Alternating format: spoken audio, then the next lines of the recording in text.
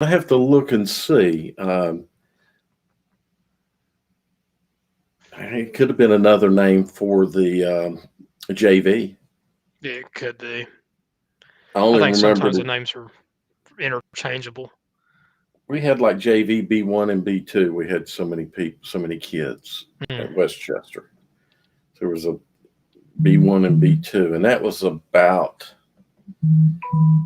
that 8 to 9 year age, something like that. 8, 9, 10. I can't remember now. Gotcha. And then when I was doing the bandit football,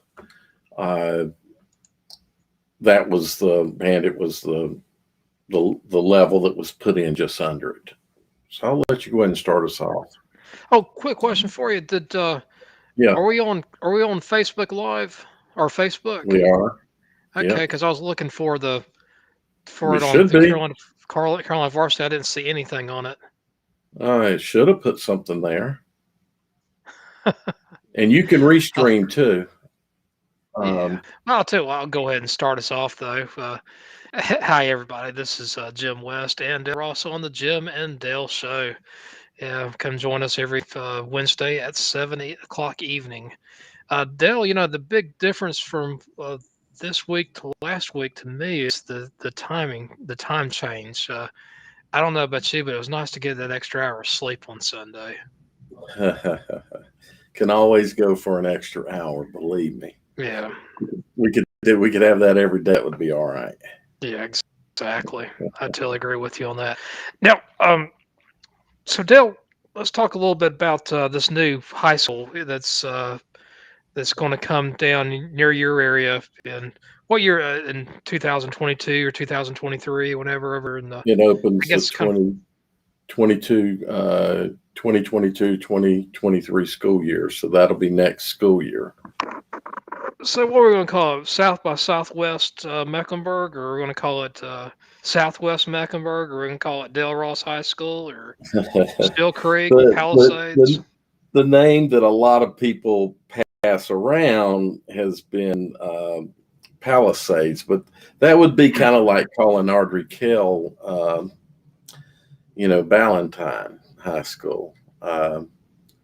Quite oddly enough, they're going to be very similar demographic schools. My neighborhood will be Zone 2, the new high school, from what we saw, what was decided yesterday. So, and my grandchildren, of course, live over there and they go to Palisades Elementary.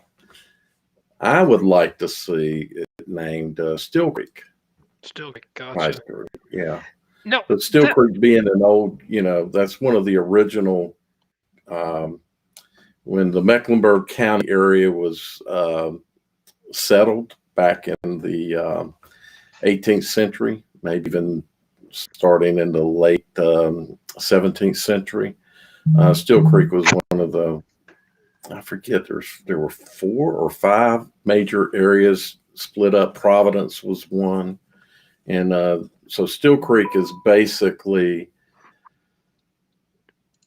if you are familiar with Mecklenburg County, it stretches up to about the airport, right around the airport, and then all the way down south to the South Carolina border. And it's about a straight line straight down. So everything there and west is considered Still Creek. And of course, Olympic is in the middle of Still Creek as well. The interesting thing about one of the interesting things that I saw about the setup is that it is going to impact South Mecklenburg, Harding, and Myers Park districts. It looks like. So it looks like some Harding, which I don't know. That's the way CMS does districts. They'll do like a little sliver down into an area to include students at another school, and even gerrymandering. But pretty much that's what it kind of you could kind of say. Yeah. So Harding's going to lose one of those to South Mecklenburg. I haven't looked to see what all is going to be lost in the Myers Park, but Myers Park's such a large school, and this new school is going to take a chunk from Olympic and a chunk from South Mecklenburg of students. So it's going to take two big chunks. ADM wise, I don't know. In several years now, I really hadn't followed ADMs because they hadn't been quite as important. But 2 years ago, Olympic was the largest high school in the state, or next to the largest. Too big, way too big, up there at that 3,000 mark. No, so wasn't a few, like maybe 20 years ago, Olympic was like borderline 3A, if not 3A. Yeah. So when Waddell High School was opened in 2002, that's basically Waddell was the opening of Waddell was primarily the splitting of Olympic, and some South Mecklenburg area was brought in, and maybe a little bit of Harding, but it was primarily Olympic. So Olympic's ADM was cut nearly in half, and it took,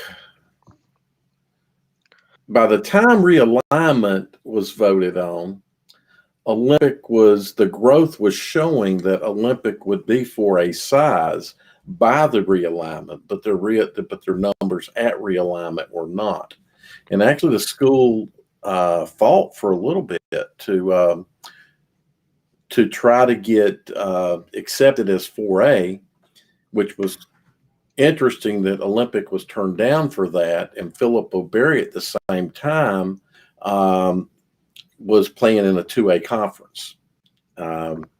So they were playing the Rocky River Conference for 2 years. They were playing in the Rocky River Conference. So it Olympic took a big hit, but Jim, this area is growing so fast that by the time realignment came around, the numbers were back up to 4A numbers, and they have just continued to grow ever since. And so it's a sorely needed school. It's in a little bit of a way, it's a black eye on CMS for shutting down Waddell.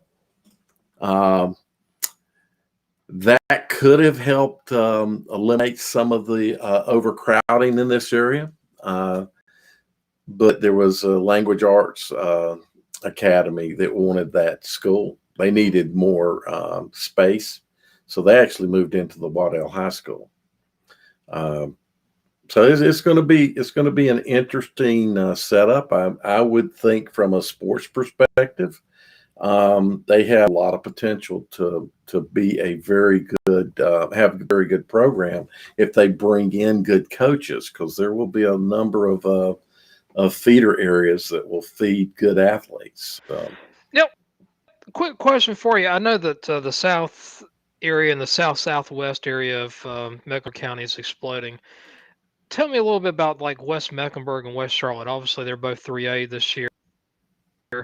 Is there any way to shore all, or is it going to be more of the same in the future? Or?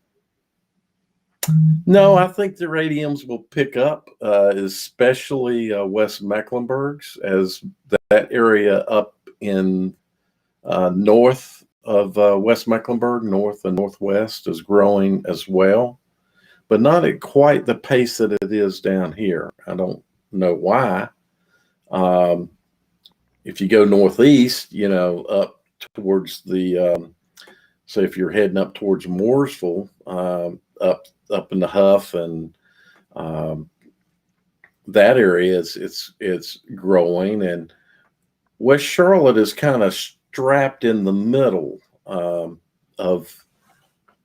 almost being like an inner city school, and the areas real close to it aren't growing. Like, see, out of here we have lots of farmland that's being sold up, so it's good. It's a good part of the county to live in, and there's lots of land to build. Whereas in and around West Charlotte, it's a lot different in that there's not all this farmland sitting there waiting for them to build homes. They're going to have to pull. They're going to have to pull from say Chambers, Myers Park. See, Myers Park's too big.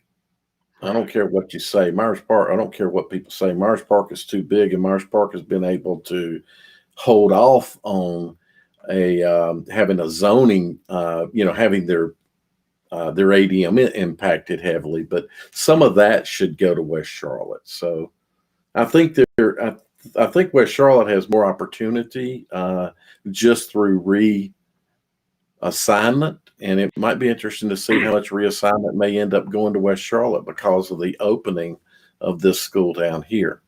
West Mecklenburg is just going to take growth. And that growth is a little bit slower up in that area, but I do expect that they'll be back for probably next alignment. So do you think there's going to be more more high schools built in Charlotte Mecklenburg in the next 10 years? Without question. And also, do you think you're going to have more kids leaving the public school system, more families leaving the public school systems? So the question there becomes one of, will we get more charter schools? Right. We really need some charter schools inside of Mecklenburg County, or inside of Charlotte, the Charlotte city limits, I should say, which is most of Mecklenburg County. But we do need to have some charter schools. If some charter schools start showing up, and I remember back, was it 20 years ago when the North Mecklenburg community was talking about taking over North Mecklenburg, pulling it out of CMS and making it its own separate high school. There was a lot of serious talk about that back then. So that kind of tells me, and I'm sure that community is not much different, that if a charter school were to go in up right there at the North Mecklenburg area, I think you'd probably see a number of families send kids there. There's going to need to be another high school in that North Mecklenburg Huff area. I'm not sure where Hopewell's ADM is right now, but again, another area that I would expect will grow. And then I can see a need for another high school over in that Independence Rocky River area, maybe a little north of there. Right. So without question, if you were to go around and look at the schools, most of CMS schools were designed for 8 students, and many of them are way over that, capacity. So when you have schools at 3,000, that's ridiculous. Exactly. I mean, you could take Myers Park and split it in two and have two 1,500 student high schools right there. So, right. Which I think getting up around 3,000 is too large for a high school. I really like that 2,000, 1,800 to 2,000 mark. I think it should be more of a community, but now I'm talking about the high school. Right. So that you don't get so large that students don't have an opportunity to know most of the students within their class, or at least know who they are. So I think it would be to education's benefit that there be more high schools built, but more importantly, maybe it's to education's benefit that more charter schools are built, because that pushes some pressure on CMS to improve what they're doing. Charter schools are public schools. They're not they're not private schools like some people think. And we had Austin on a few weeks ago, Coach Trotter, and he talked about that. But yeah, this is Jim. CMS is too big of an entity. It's one of the largest school systems in the nation, and that's just wrong. I mean, I know we're big. Charlotte is actually a very big city, but there's too much. It's too big. Well, you go to Davidson County, which is probably a fifth of the size population-wise of Mecklenburg County. Davidson County is a nice size county, but again, it's it dwarfs in comparison to Mecklenburg. Now there are 3 school systems in Davidson County. You have Thomasville, you have Lexington, and then you have the Mhm. Davidson schools. You go down to different places in the state, you're going to have, a lot of the cities that border on counties, like Kannapolis, they're, part Rowan, Annapolis, a part good one. Cabarrus. Elkin, they share Wilkes and Surrey. Mooresville. A little bit of Bristol, yeah. Mooresville's one. So Yeah. yeah, it's I think you can have. I think CMS is just too big to be able to have the Yeah. proper control over, and not control as much as administration Well, of there's quality the control school. that you have to look at. It's a difference between control and quality control. I don't know how Right. their quality control uh, solution works because obviously you got so many different schools. I mean, we're just talking about high schools.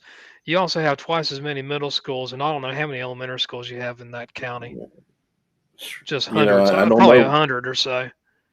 Yeah, my guess would be you got 2 to 3 middle schools per high school, and you probably have 2 to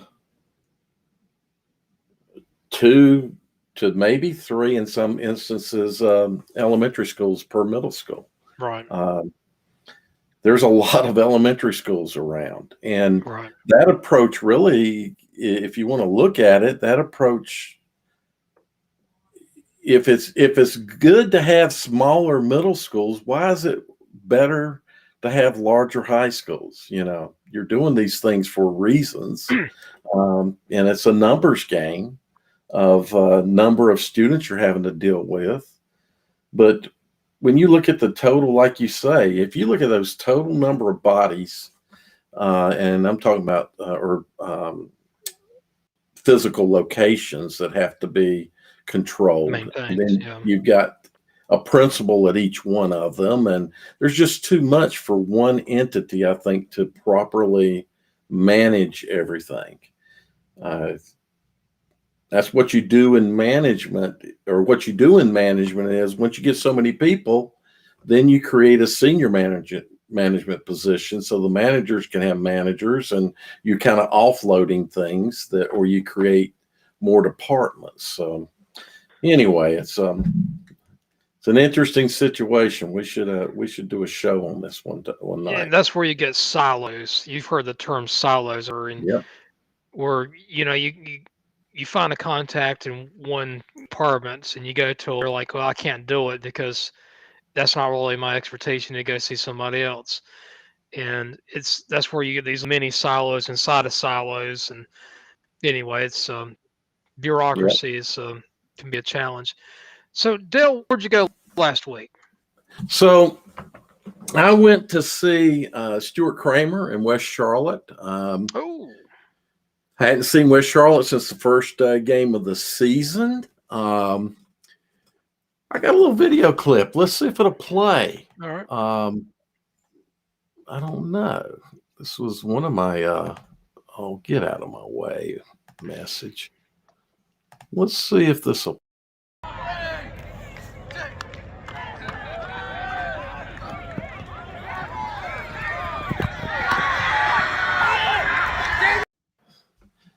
Oh wow. I don't know if you caught the whole thing or not. That was a bird's eye view at a nice touchdown. West Charlotte was like down near the goal line, and through penalty and sack, they were moved back. It was almost 20-yard play, I think. But that was an interesting game, Jim. This is going to be a team to watch out for in 3A. Stuart Kramer, I expected West Charlotte to beat them, but West Charlotte looked very good. All things considered, they looked very good, and they've played themselves into a game hosting Kings Mountain, which is kind of wish I could go to that game, but my plans are to go to the Huff South Mecklenburg game. But I think I saw an improved team that's going to potentially make a deep run here in the 3A playoffs. Yeah, I wouldn't be surprised to see them playing 3-4 weeks from now.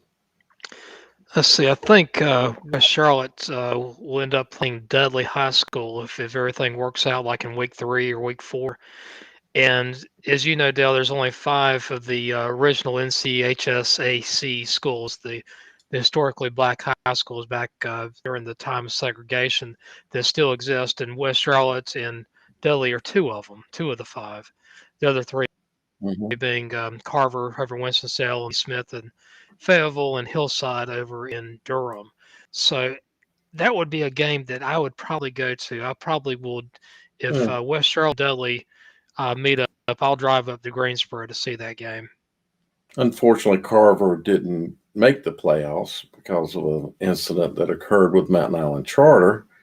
I just mentioned that because you brought up Carver. Right. What did you see last week? Well, I probably saw the last home game for South Granville in its history. That week, I think it was that Tuesday, during that week, it was announced that South Granville and Granville Central would consolidate and move to the Granville Central location. Granville Central High School is about 15 years old. South Granville was started, I think it was 1963. It was just about the same time North Stanley started. North Stanley started in 62 and South Granville in 63. So the buildings got 60 years on them. Most of them are in pretty good shape. However, there's other reasons why when you have a middle school or an elementary school that's got a lot of mold and a lot of the school is not usable, you look around and say, well, what's the best way to move these kids around? So they moved, South Granville and Granville Central can consolidate, which is going to be an interesting thing. It's probably going to make them a large 3A school, if not 4A, but they're going to move some of the Granville Central kids over to Webb over in Oxford. So you're going to have 2 pretty decent sized 3A schools when it's all said and done. But about the game, though, South Granville had probably one of the best offensive lines and defensive lines I've seen this whole year, and they're 2A school. Those kids were big, and they moved bodies off that line. I mean, they could clear bodies. The other high school that had a really good offensive, well, 2 of them, Julius Chambers has got a really good offensive line, and so does Jordan over in Durham. But South Granville, though, it was like men versus the boys there. I never forget looking at the defensive linemen, and I imagine some of these defensive linemen were about 80 pounds lighter than the offensive line. I mean, I don't care how good your technique is. When you have a big body that you have to get around to get to a quarterback or to a running back, you have that big old sucker in front of you, you can't move them. And if there's a play down there, you're going to be moved. If there's a run play, you're going to be moved around. So it was a fun game. Always fun to see Coach Hobgood. He was an offensive lineman for the UNC back in the mid-90s. He attended Northern Durham, class of 93, and at Northern Durham. And if you know, Northern Durham won the state championship that fall of 93 after he graduated. So some pretty good football pedigree there. But fun. Weather was perfect too. It wasn't too cold. At the same time, it wasn't burning up either. So it was nice to do it. Yeah. Now, I'm sorry. Go ahead. So where are you going to go next week? So my plan right now is to go to the Huff South Mecklenburg game. So South Mecklenburg is traveling to Huff, and I'm really interested to see. For me, the South Mech Conference turned out to be the most competitive conference, and the top 4 teams. So just as an example, all teams, the score amongst each other was less than a touchdown result. Olympic, who finished 4th and did not make the playoffs, lost to Audra, Kell, Myers Park, and South Mecklenburg by a combined 7 points. So that tells you how close that conference was. And of course, they did not make the playoffs. So I'm highly interested in seeing how when I look at the Max Preps power rankings. I was just looking at them a little bit ago, and gosh, I don't have a lot of. I know Cleveland's got a good team, but I don't think they're one of the top 10 teams in the state. I find that hard to believe that they could beat. I think they were somewhere around 6th to 8th. But anyway, I'm interested to see. By all accounts, Huff, Chambers, Mallard Creek, West Charlotte, people feel that conference is the toughest conference in the state. So I'm real interested to see how South Mecklenburg can fare against Huff. And quite honestly, I believe they have a good shot. So that's where I'm planning on going. I got you. What about you? I'm going to go to Hillside over in Durham and watch them host Millbrook. That should be a fun game. I haven't seen Hillside play this whole season. Only Durham school I haven't seen this whole season. I've seen Chapel Hill Orange play, and haven't seen Carberry play this year. But I'd need to go and see Hillside. I'm going to go see them play this week. I'm hoping the weather is going to be nice enough. I think the rain's supposed to come tomorrow evening here, and then it's supposed to dissipate around noon on Friday. Hopefully we'll have decent weather and won't have too big of a mess. The one thing I will say, though, some football fields are better equipped for handling high amounts of rain than others. A couple weeks ago, I went to Chapel Hill, and they probably got maybe 3 inches of rain within a 48-hour period. And that field is one of the worst drained fields I've ever seen. I mean, it was just, I think my yard outside my home has better drainage than that football place does. I mean, that the field was just horrible. You go on to the visitor side, it was just like walking in mud, and it was like there's just not enough rain for that to happen. It kind of reminds me of a place over in Cabarrus County. A school you might have heard of is called Concord High School. I've been there, and I've been there on rainy, at least in the past, in the old days. What a horrible place when it rained. Horrible. Yeah. Absolutely. Yes. When the mud is saturated, completely saturated, I mean, there's no grass whatsoever. I think what they have to do is they have to use green paint to paint the field. I mean, that is and if you see around it, you can see you're looking around. It's like where does all the water go here? And it only goes one place, and it's to the football field. It's like a magnet. Yeah, and then down towards that, down there at the end zone, as I remember, it was just that sideline at the end zone was just horribly bad. Yeah, that's quite honestly, that's one of the worst places I've been to. Alexander Central was pretty bad when we went there for a playoff game, but that was after a hurricane, came through. Well, hurricanes, I'll give everybody a little bit of a pass there. Exactly. So, I mean, that was that weekend that we were seeing pictures from, some of the stadiums up in the mountains were just, underwater. The fields were underwater, everything. So if you got a good field, you're going to see a great quarterback. That Millbrook quarterback is something else. Have you seen Millbrook this year?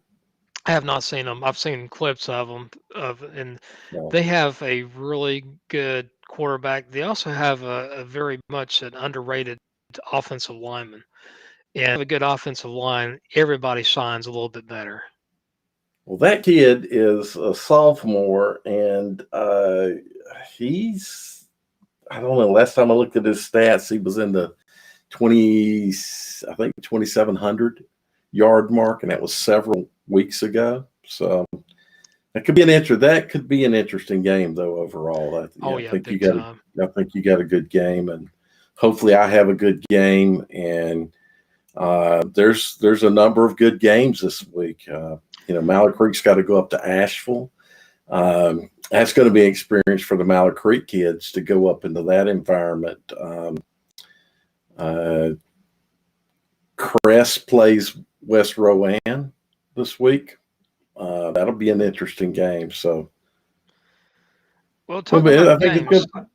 Yep. So let's get to the playoffs. We're going to have our own here. It's going to be called Sane or Insane. If you think I'm right about my pick, you tell me I'm sane.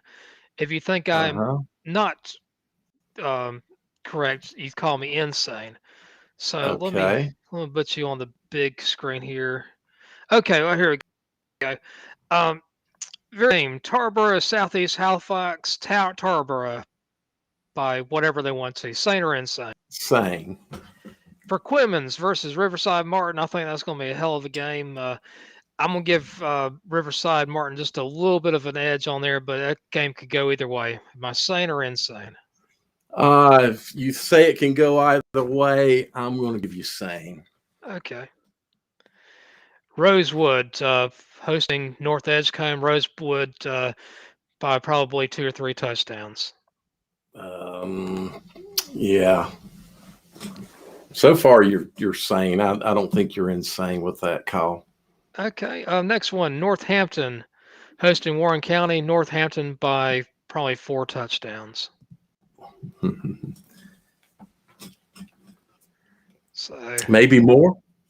maybe more. Maybe more. So that's a sane. I'd say that's a sane comment. Next one, Northmore versus Gates County. I got to go with Northmore. Northmore's just had a great season this year. I think they're going to keep on going. Yep. But you're going to well. I agree with that. You're going to call out a close or blowout. I will say it's probably a 2 to 3 touchdown. Yeah. I don't think it's going to be that close. Or you got 2? Yeah, I held up 2 fingers. Gotcha. Yeah. Next one, Pender, West Columbus. I think Pender will win by a pretty comfortable margin. Yeah, could reach blowout for me is 21 points. Yeah, I think it's going to be a blowout then. So you're saying, I think you're saying. Next one, Southside versus Kip Pride. Southside will win by a couple touchdowns. Same. Well, here's another one here, Northside Pinetown. If you noticed, Washington County, ever since Plymouth and Creswell has consolidated, haven't been that good in football. A lot of those kids are now playing at Northside. So Northside is the new powerhouse. Mm-hmm. Hop a lot of points, but Northside's defense is a lot better than Hopton's defense. Northside's going by about 4 or 5 touchdowns. I'll agree with that. All right, let's go to the next side here. That's a sane statement. Eastern Randolph versus Drawn. Eastern Randolph, probably a running clock. Oh, man. So, Drawn blew out the Elkin last week, right? Yeah. In Eastern Randolph, that whole a lot of teams had first round buys last week in the 1A, right? Right. So, you think it's going to be a running clock? Yeah, I think a running clock.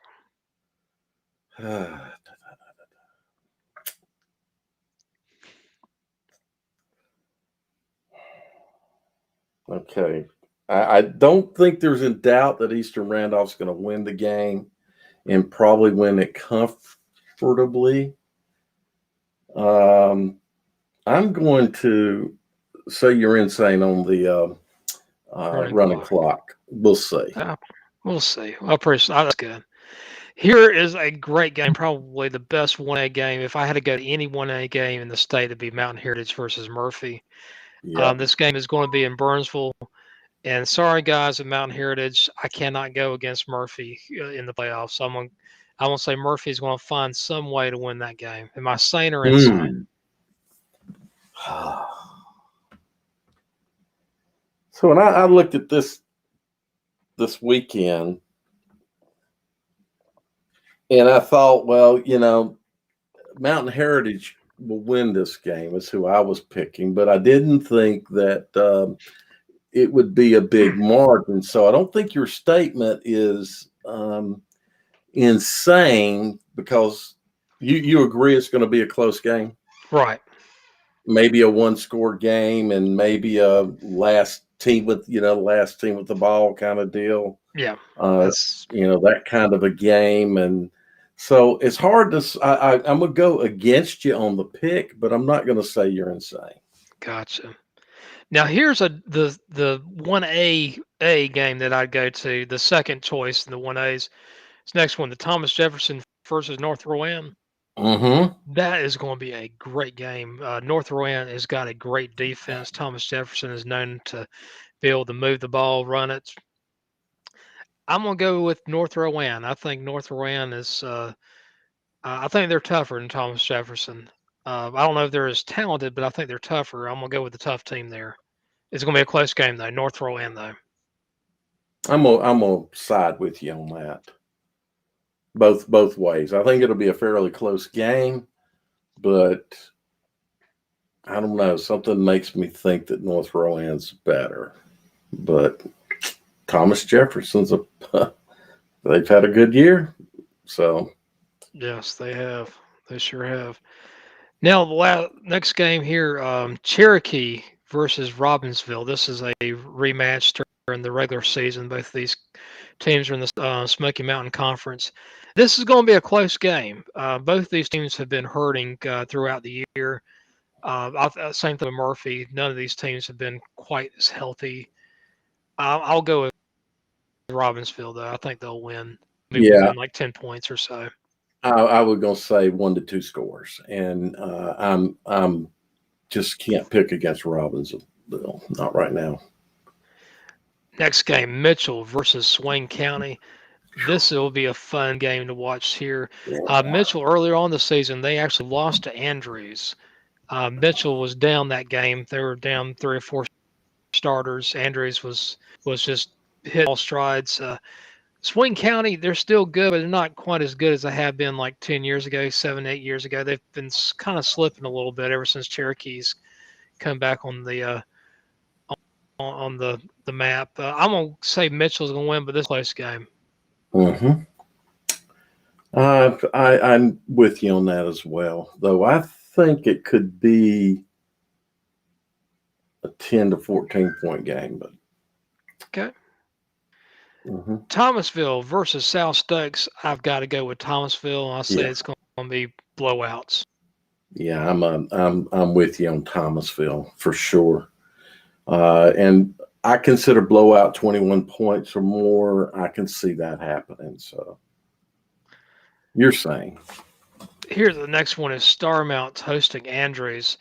Andrews is a team that I would not sleep on. They are definitely a sleeper team, and they could beat Starmounts. I've been going kind of back and forth on this one. I don't think this is going to be a really fun game. I don't think either one of these teams are going to go very far in the playoffs. I think whoever wins will get blown out the next week. But I'm gonna stick with Starmount just because of home field advantage. But that's the only reason. You're saying. Now, next one here, East Wilkes. They're going to be at Mount Airy. This should be a lot of offense, but I think most of the offense is going to be with the Granite Bears. I'm going with Mount Airy by probably around blowout, probably 3 touchdowns or so. I think 3. Yeah. You're saying. All right. So that was fun. We did that in less than 10 minutes. Let's go. You want to do 2A now? That's awesome. So let's let me switch that up. And let's see, I got to stop the share. And then I'll share again. Takes just a second to get this going. Microsoft Edge tab. Thankfully, Max Preps isn't playing their ads. Oh, you can go to the NCHSAA websites, and or you can do that. That's fine. So the first game, Princeton versus Kinston. This is going to be a heck of a good game. That's going to be a really good game. Both of these teams are athletic, well coached. I'm going to go with Princeton, though, but it's going to be a close one. I think it's going to be within a touchdown. It's hard to call you insane on that. I think Princeton's going to win, but I could see them winning by 2 scores. But okay, so I can't. It's hard to call you insane on that. Gotcha. Borderline. Jack Nicholson. Borderline. There you go. Yeah. Or John Till crazy. John Till. There you go. So the next one, Nash Central. They're going to be hosting South Granville.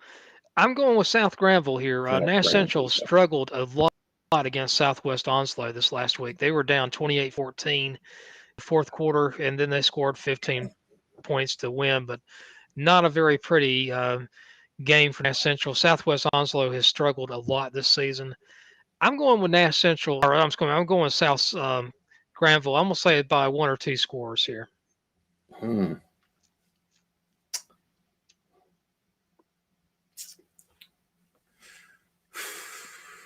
2 scores. 1 or 2. I think you're saying. Here's a fun game here. St. Paul's, they're going to host Roanoke Rapids. Should be some really a lot of good strength. I think both of these teams are tough. Roanoke Rapids might be a little more athletic. St. Paul's, though, I think they're bigger. I think they'll win against Roanoke Rapids. I almost say probably by about 2 scores. I'll call you saying. Could put up a lot of points in this game too. Yeah, I'm not talking basketball score points, but well, earlier on this season, Hobson and Midwood final score was 80-73. That's basketball score right there. That's basketball score, yep. And that's where your defensive coordinators, they probably played Otis the drunk from Mayberry for about 3 days after that. So here's another one: James Keenan versus Whiteville. James Keenan's playing some really good football right now. I just don't know if they're going to have enough to beat Whiteville. I'm going to go with Whiteville. I'm going to say 1 or 2 scores, though. I definitely Whiteville. Whiteville. Yeah. And 1 to 2 scores? Yeah, I'm going to say 1 or 2. You're saying. Now, this is a battle. If I was in Northeastern North Carolina, I'd go to Northeastern versus Holmes. You got 2 of the best coached teams around. Northeastern, Coach Moore, and Holmes is Hoggard. Coach Hoggard's the head coach at Holmes. And this game could get exciting. I just think Northeastern's has got too many horses in the stable. I'm going to say this game is probably tied at halftime, and Northern will end up winning by about 2 scores. 2 scores. Okay, you're saying. Here's a fun one here for you. Cummings versus Washington. With Washington has a really good defense, and I think they actually match well against Cummings. Cummings has got a really good running back. I think Washington will be able to have a little bit more luck than a lot of teams would against Cummings. I won't say they're going to go to Cummings and win by about a touchdown. Ooh, I was picking Cummings in that one. Wow. But in a close game. So if you're talking 1 score, and I'm thinking 1 score, but the other way, that's not really insane. Yeah. That's that Jack Nicholson territory. That's that Jack Nicholson or John Till territory, yeah. All right, next one, West Craven. They host Wallace Rose Hill. West Craven, for the longest time, they were 3A. They've been 2A for, I think, 5 years now. Wallace Rose Hill, they've been 2A for 5 years before 1A. This is going to be a fun game to watch. This is 2 athletic teams, both well coached. I've been kind of going back and forth. So I'm going to take Wallace Rose Hill just on just history. But I'm going to say it's just going to be a few points. Yeah, both teams can score. Again, probably not insane, but I think I was going to go with Wes Craven. So Wow. Now this one here, you're gonna think I'm a little bit insane. It might be, but I'm gonna take Clinton over East Duplin. I think East Duplin might be ripe for an upset. East Duplin has struggled at times this season. They got a number 2 seed, but I think Clinton might just have a little bit more athleticism than East Duplin, but it could be it's going to be a close one, I think. But I'm going to take Clinton. I'm going to say this is my kind of my that's your upset of the week. insane pick. Yeah, it's my insane pick. That's your upset of the week. Okay, the dark horse on the eastern side of the bracket. Yeah. All right. So let's go to the west here. Polk County. Gosh, would that be awesome if they beat Shelby in the second round? I mean, that would be just great for the county. It'd be a millionaire and didn't have to work. Be great if could get rid of all the hatred in the world. There would be a lot of things great. One thing I'm pretty sure of is Shelby's going to win beat Polk County. I'm going to say it's at least 3 touchdowns. And yeah. Okay. I'm sitting here shaking my head. He better not go there. Yeah, that you're saying there. So next, Forest Hills, they're going to be at East Gaston. Forest Hills did a little bit of an upset. They upset, I think it was Providence Grove last week, and now East Gaston. I picked East Gaston to beat Community School of Davidson. I like East Gaston. I'm going to take East Gaston again. I think it's going to be an ugly game. It's not going to be a fun one, but East Gaston is one. It's not like your old dad's East Gaston. This is a better East Gaston team. My dad's East Gaston. Actually, when I think about bad East Gaston teams, I think a little bit more modern era than that, because they have suffered quite a good bit over the last decade. But right. The Yellow Jackets, man, you're picking against the Yellow Jackets. Yeah, them Yellow Jackets can sting, man. They can under Fairclough and Lowry, but they have struggled a little bit the last few years. Yeah, that's a tough one for me. I don't think you're insane, but either way.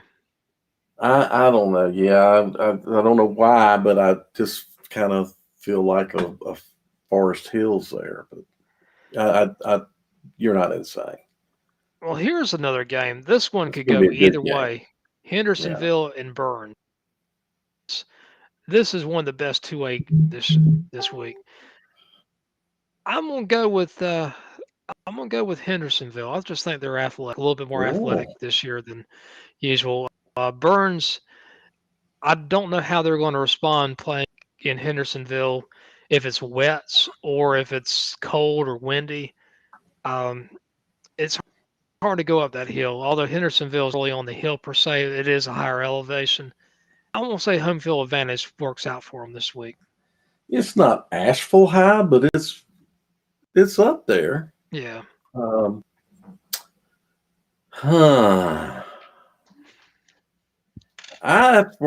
whatever reason, I like Burns here, but your call is not insane, so I'll call you sane. Next one, Reesville Chase, and I think of a one-legged man in a butt-kicking contest, and that award goes to Chase. Reesville will probably have a running score sometime in the third quarter. And Chase is good. I just think that highly of Reesville.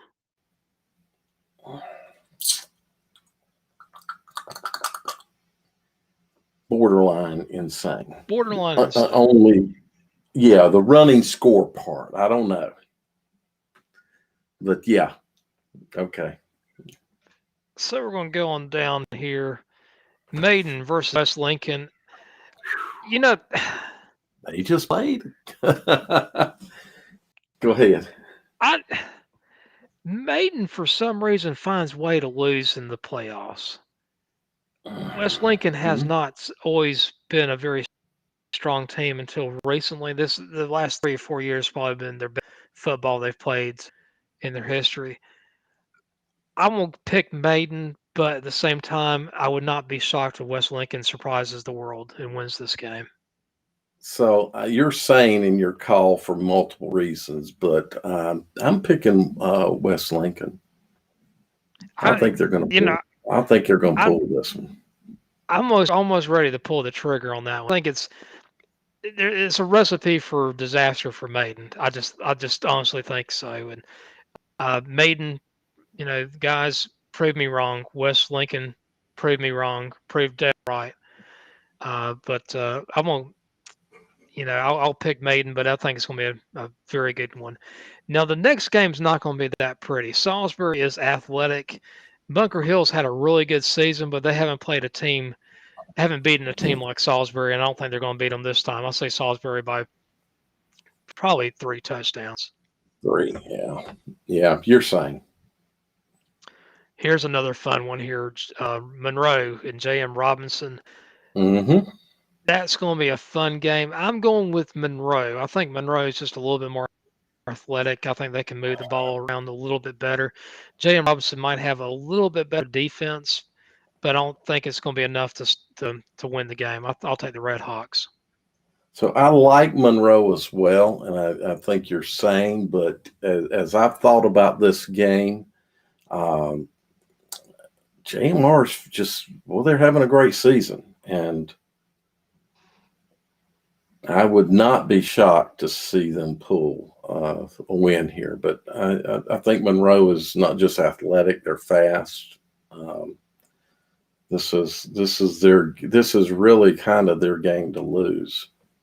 It won't be easy. It will not be an easy win. No. Last game here, East Surrey 4 Bush. I think East Surrey win by 3 touchdowns. Yeah, you're saying.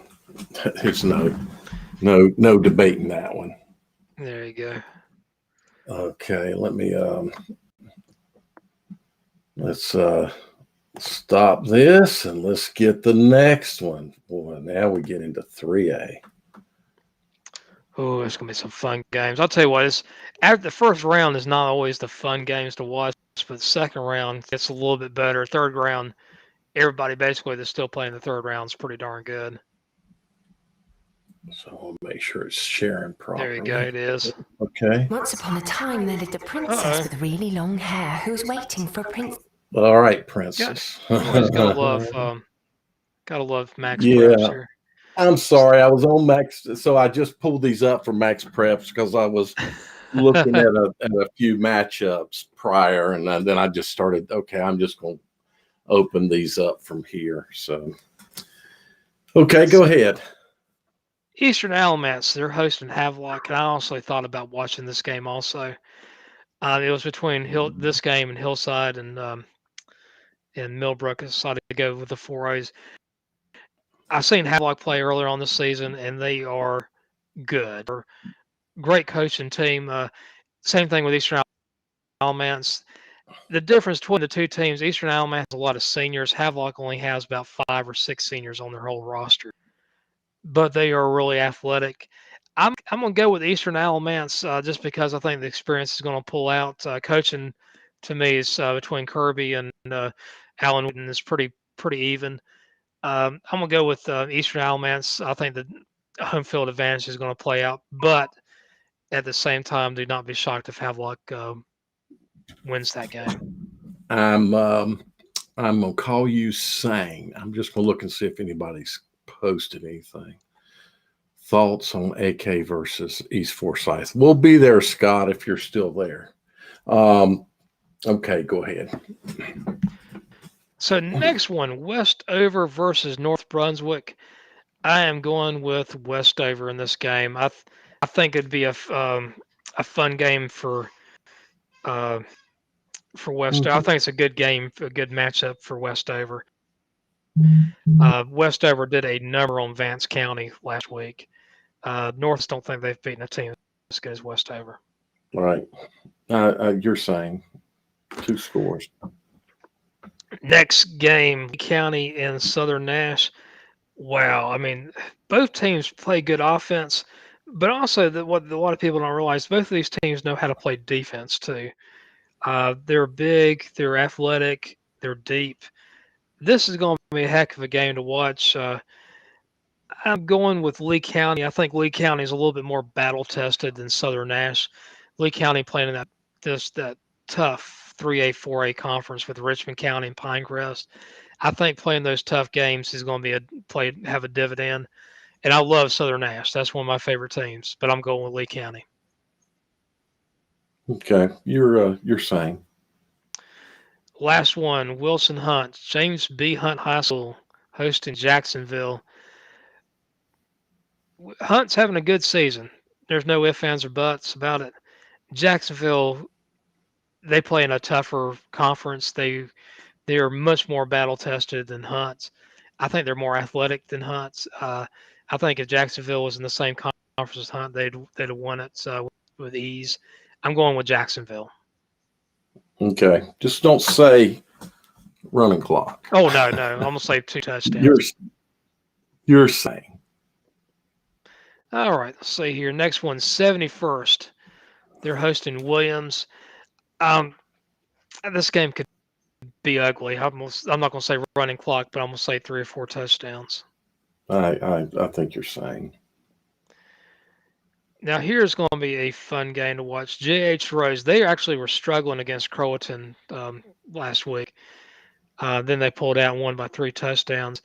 They were hosting Terry Sanford. Terry Sanford scored 64 points last week. Terry Sanford is a good team. Rose, neither one of them really all that exciting. I could see this game being really ugly. I could see one team dominating the other. Both teams have high ceilings and high floors, if that makes any sense. I'll go with Rose just because it's the home field advantage. But I'll say they'll probably win by 1 or 2 touchdowns. I think you're saying. I think they're a little more than home. I think they're maybe a little better team too. But right. West Carteret, they are hosting Scotland. I know West Carteret is a number 7 seed, but sorry, West Carteret does not play in the same conference as Havelock, New Bern, and the others. They play in basically an Onslow County conference with the like Swansboro and Richlands and stuff like that. I'm sorry, West Carteret. I know you're number 7 seed, but I'm gonna take Scotland by 2 or 3 touchdowns.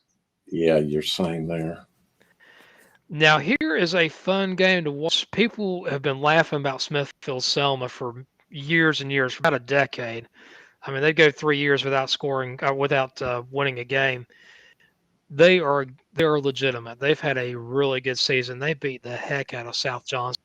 This was a rematch, conference or county conference matchup, and Smithfield-Selma had their way. Northern Nash will win this game, but I don't expect a blowout. I'm going to say 1 or 2 scores, Northern Nash. You're saying. All right, let's see here. Let's go down up to the top here. Pisgah, South Point. Ooh. That is a game that it's just kind of like the 1 versus 16 on the other side. That game could really go either way. I'm going to take South Point. I think South Point can win this game. I think it's going to be a close one. I just don't know if Pisgah is tough enough to beat South Point. So this is not a 1 versus 16 game. This is to be a number 1 seed. This is a tough second round game. I can't. I'm not going to call you insane, but I'm picking Pisgah.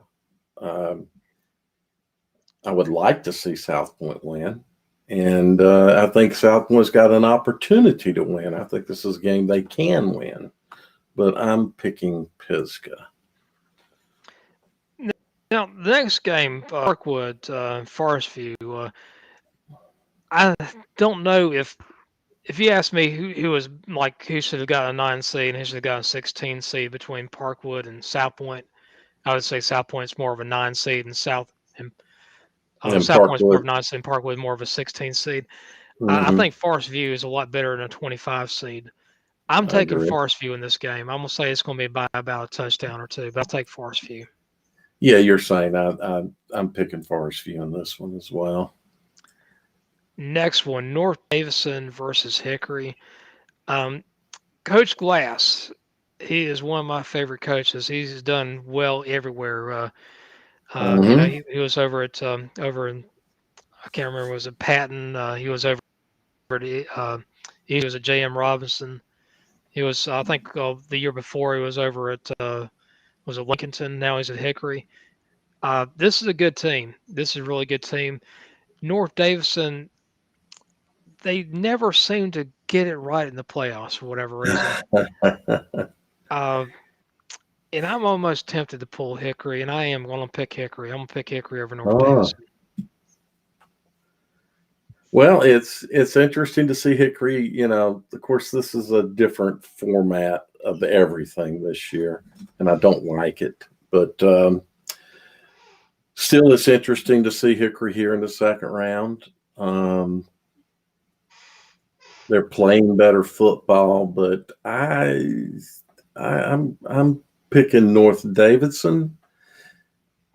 Can I call you insane for picking Hickory? I don't know. I don't think so. I don't even think it's John Till insane. There you go. Or John Till / Jack Nicholson. No, nobody else, even John doesn't realize it, I don't think. Yeah, that's our secret on that one. That's our inside secret. That's our insane secret. So the next one here, Win versus Crest. I'm going with Crest. I think Crest will win probably by 2 or 3 touchdowns. So Crest has lost 2 games to Burns and Shelby. And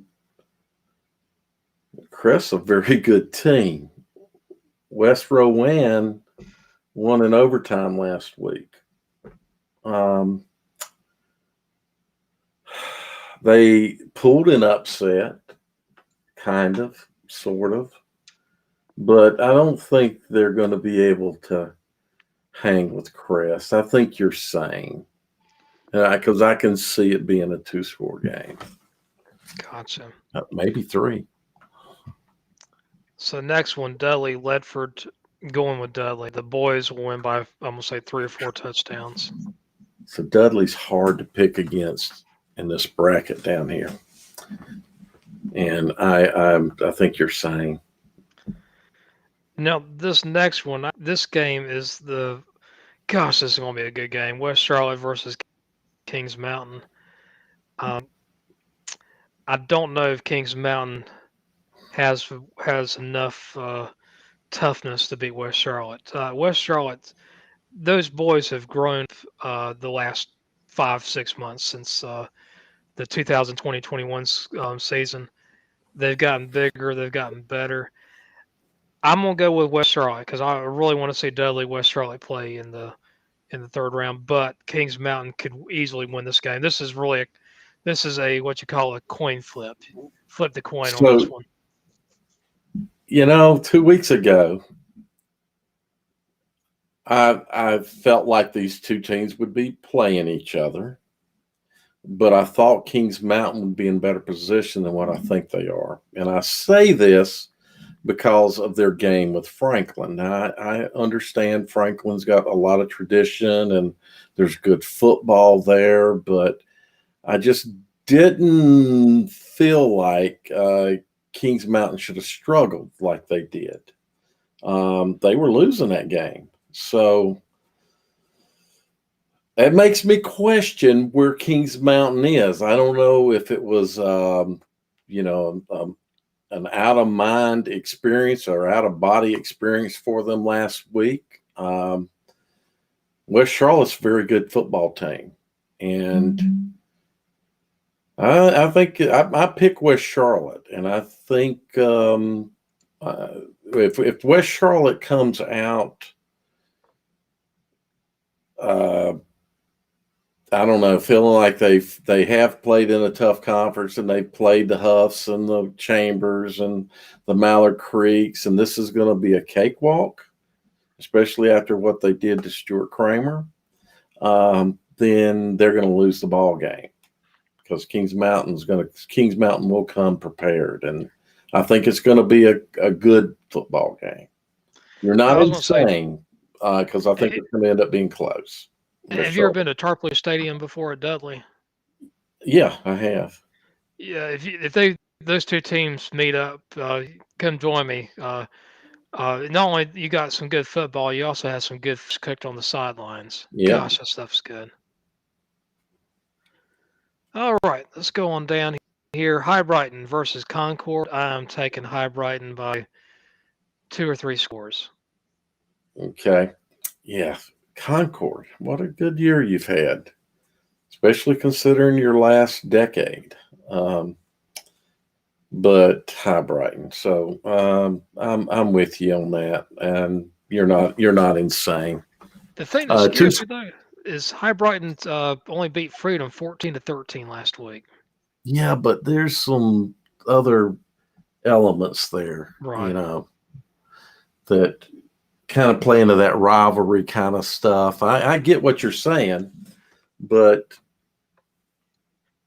and I don't think it's going to, I can't see a 3-score win here by High Brighton. I think it's going to be about 10 to 14 points, but it's another one of those games where you can slip.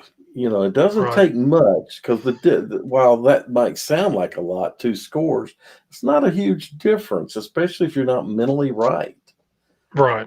Exactly right. And Concord might be riding a bigger high than what we realize, because of their past, their recent past. Of course, a decade and a half ago, they were state champions, right? Somewhere about that time frame. So last game here in the 3As, East Lincoln versus Statesville. I'm gonna go with Statesville. I think they've got more athletes. Mm-hmm. But at the same time, East Lincoln, I would not be shocked if they won the game. But I'm gonna go with Statesville. I'll say 10 to 14 point range. Yeah, I'm with you on score and of course selection. I think it'd be hard for. It's another one of those that's kind of like just what we said.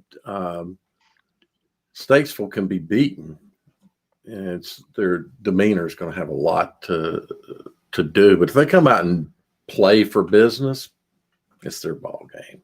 Right. So, all right. So we're going to get to the 4As next. The big boys. Okay.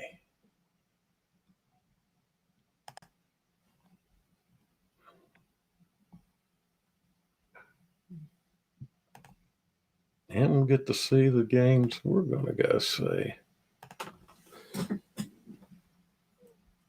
All right. I'll see your little video is going to come Zaxby's up. boneless wings meal Zaxby's, that sounds good.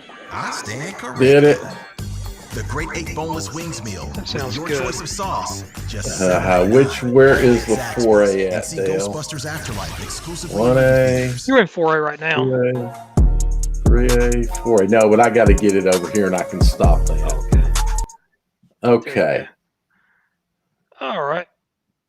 All righty. Making me hungry. So, Zaxby sandwich is good, man. The chicken sandwich. Got good bread too. Good bread. Yeah, Texas toast. Yeah, I love that stuff. I like it too. First game, Richmond, Leesville Road. I've seen Leesville Road play earlier on the season. They got a good defense. Offensively, I'm not that impressed. I think Richmond will win 3 or 4 scores. I agree. You are saying, because I really see Richmond making it a couple more rounds. Nightdale, they're going to be going to Pine Forest, and After that game, they'll be riding back in a bus with an L hanging around their necks. I'll say it could be 3 or 4 scores also. Same. This next game, get out your coins because this is going to be a coin flip. Hillside and Millbrook. This game could go either way on that. I think Hillside's defense is probably a little bit underrated. And I think their offense is going to be enough that's going to cause Millbrook a little bit of issues. But Millbrook's quarterbacks is somebody that Hillside has not seen or been around.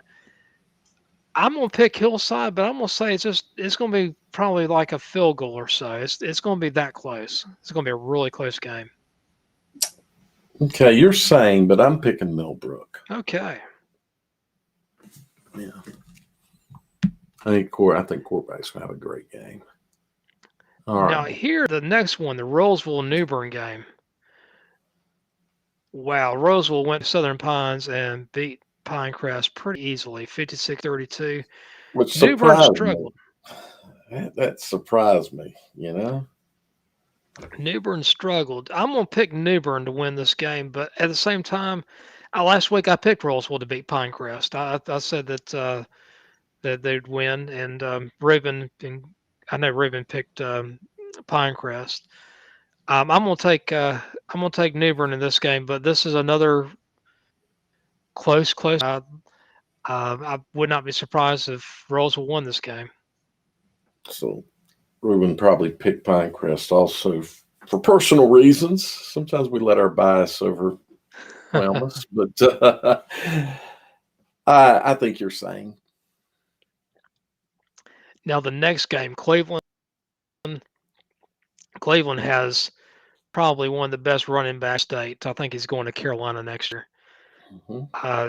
They're going to run down Laney's throat. This could easily be a running clock game. I won't say it is. I'll say it's going to be like a 4 or 5 touchdown victory, but Cleveland wins over Laney. Okay. I think you're saying. Now, Cardinal Gibbons, they're hosting Heritage. This should be a pretty good game. I'm going to give Cardinal Gibbons 7 to 10 points advantage. Yeah, that's a sane call. Next one, Hoggard Southview. You know, this game, these teams are kind of polar opposites in a lot of ways. Southview is just brawny. Hoggard has the athletes. They can nickel and dime you down the field. Also, I'm gonna pick Southview. I think Southview is just a little bit better.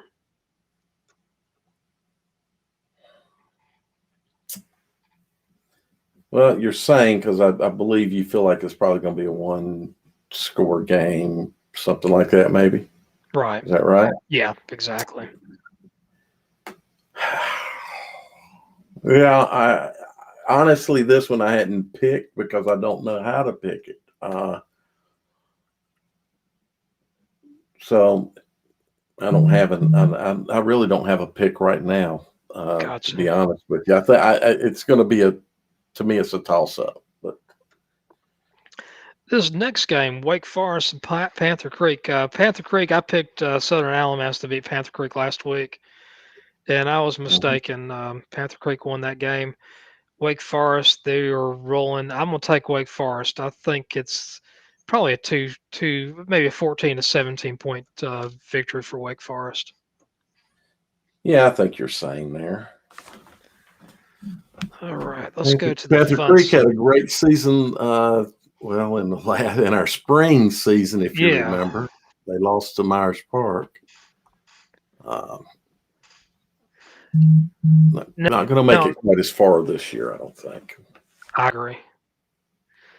This next game, Huff versus South Meck. You know, I don't know how serious Huff is going to be. I don't know how focused they're going to be when they play South Meck. South Meck is a sleeper team. Huff should win this game, but I don't think it's going to be a blowout. I'm going to say Huff 7 to 10, 12 points victory. So I think you're saying South Mech has got to have the biggest offensive line I've seen.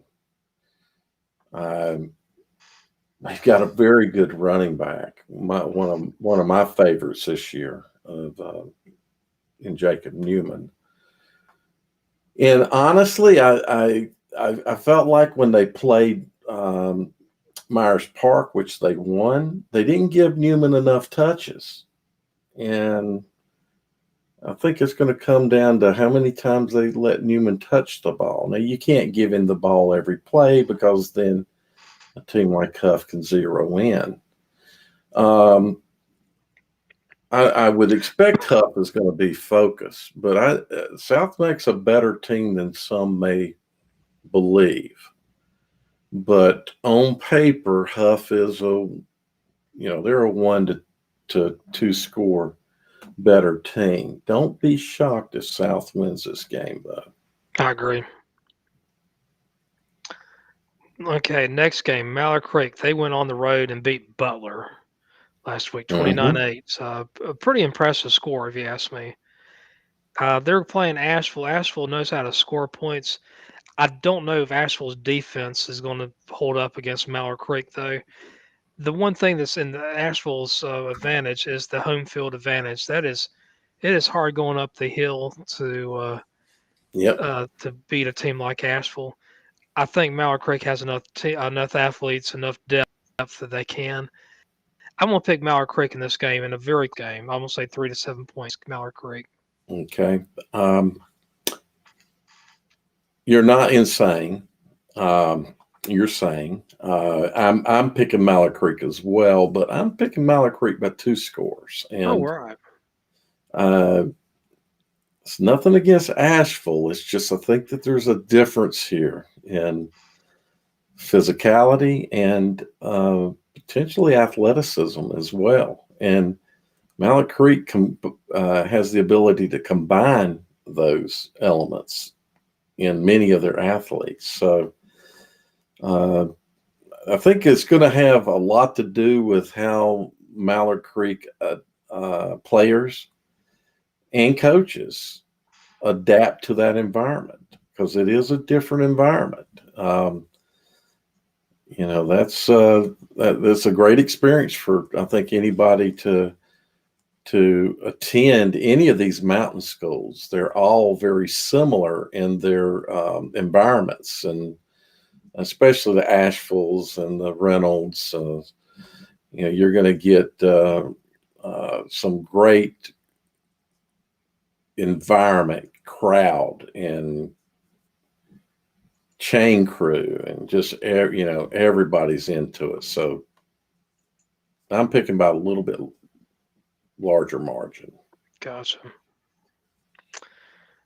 Next game, Glenn versus Myers Park. Oh gosh, this is, it's going to be a fun game to watch here. Glenn knows how to play defense. Myers Park's defense is not as good as Glenn's defense, but at the same time, Myers Park offense is, to me, considerably better than Glenn. I'm going to take Myers Park, but don't be surprised if Glenn wins this game. I'm going to say Myers Park by 7 to 10 points. I think Myers Park can win this game, and you talk about offense, they're going to have to produce, unlike they have not done in the last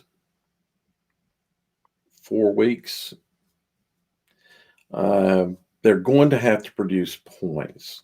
Their defense has been playing, I'm not going to say lights out, but during that span, they've played some very, very good defense. I think this is Myers Park's game to lose, but I don't mean that as in they're going to walk away with a 2 to 3 score win. So you're sane in your call, I think. Okay. Now, the next game here, Audra Kell versus East Forsyth.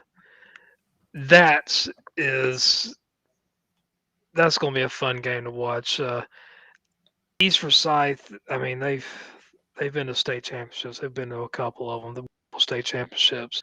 Only lost one game this whole season. Audra Kell, obviously, they're having a really good season here. I'm gonna pick East Forsyth, and I'm gonna say it's because I think their defense is just going to be a little bit more than what Audra Kell's used to. Uh, I don't think Audra Kell has a team in their conference that may be as tough as East Forsyth. But this, I kind of go back and forth on that. Audra Kell is a really well coached team, though. I'll take Audra Kell. I'm going to say they're going to win by just 2 or 3 points. Well, I'm definitely picking Audra Kell. They, in all honesty, they outplayed Myers Park. They lost by less than a score, but they outplayed them. Coaching put together a great game plan to start the game against South Mac. Had a hard time holding South Mac off, but they did win it. That's a good team, and they got a great quarterback. I love him, and they are very well coached. And quite honestly, that might be that coach Bray should probably get Coach of the Year. Him or Evans or coach should be Coach of the Year in that conference, but he certainly has making a good case. So I think Audra Kell in a close game also. I'm thinking they can kick.